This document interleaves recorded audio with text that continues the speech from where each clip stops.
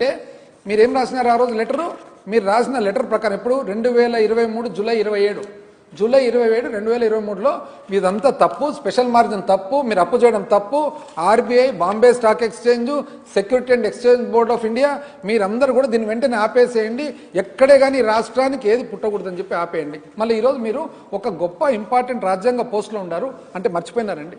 మీరు నిజమైన వ్యక్తిత్వం, మీకు నిజమైన వ్యక్తిత్వము, నిజమైన మీకు రాష్ట్రం బాగుండాలా అనేది ఉంటే ఆ రోజు ఒక మాట ఈ రోజు ఒక మాట ఎట్లా వస్తుందండి? 2025-26 ఫస్ట్ 6 నెలలు ఎక్సైజ్ డిపార్ట్మెంట్ ఆదాయం చూసుకుంటే 24-25లో 6,782 కోట్లు వచ్చిందండి. 6,782 కోట్లు వచ్చింది. నెక్స్ట్ 25-26లో 6,992 కోట్లు వచ్చింది.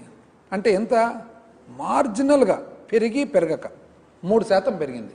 ఇప్పుడు మీరు బయట విచ్చలవిడిగా అంగళ్ళు, అసలు గ్రామాలకు పోయి చూడండి ఒకసారి, కూల్ డ్రింకులు ఎట్లా దొరుకుతాయి, మందు ఎట్లా దొరుకుతుంది. ఒక్కొక్క ఊర్లో తెలుగుదేశం కార్యకర్తలు అయితే బెల్ట్ షాపులు ఏ టైప్ బెల్ట్ షాపులు వచ్చాయంటే గోవా నుంచి ఎవరన్నా ఆంధ్రప్రదేశ్కి వచ్చినారంటే వాళ్ళే సిగ్గుపడతారు. మేము గోవా పనికిరాదు నాయన, గోవాలో కనీసము ఒక 200 ఇండ్లకు ఒక షాప్ ఉంటుంది, ఇదేంది ఇది ప్రతి 5 ఇండ్లకు ఒక షాప్ అని. చూడండి ఒకసారి ఎవరినన్నా గోవా వాళ్ళని ఎవరినన్నా ఆంధ్రప్రదేశ్కి పిలుచుకొస్తే వాళ్ళు సిగ్గుపడతారు, మందు ఇట్లా కూడా అమ్మొచ్చునా అని. అసలు బ్రెడ్ బన్ను కూడా దొరుకుతుందిలేమో కానీ మందు మాత్రం ఫ్రీగా దొరుకుతుంది. అయినా ఇంత చేసినా, ఇంత ఫ్రీగా వదిలిపెట్టినా, మీరు ఇంత పెంచినా కూడా 3% మాత్రమే ఎందుకు పెరిగింది?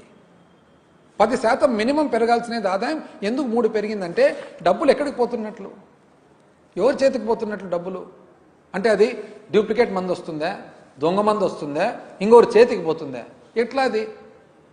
ఇప్పుడు 2కు 2 కలిపితే 4 కావాలి కదా, 2కు 2 కలిపితే 3 ఎట్లయితుంది?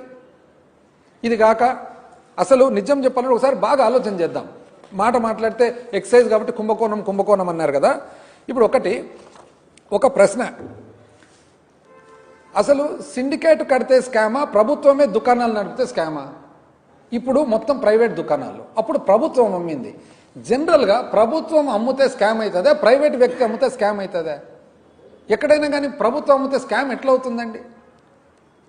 నెక్స్ట్ నాసి రకం మందు, ఇప్పుడు 99 రూపాయలకు మందు ఇస్తున్నారు. 120 రూపాయలకు మందు అమ్మినప్పుడు మా ప్రభుత్వంలో దాన్ని నాసి రకం అంటారు. 120 రూపాయలకు నాసి రకం మందు అయితే 99 రూపాయలకు మంచి మందు దొరుకుతుందా?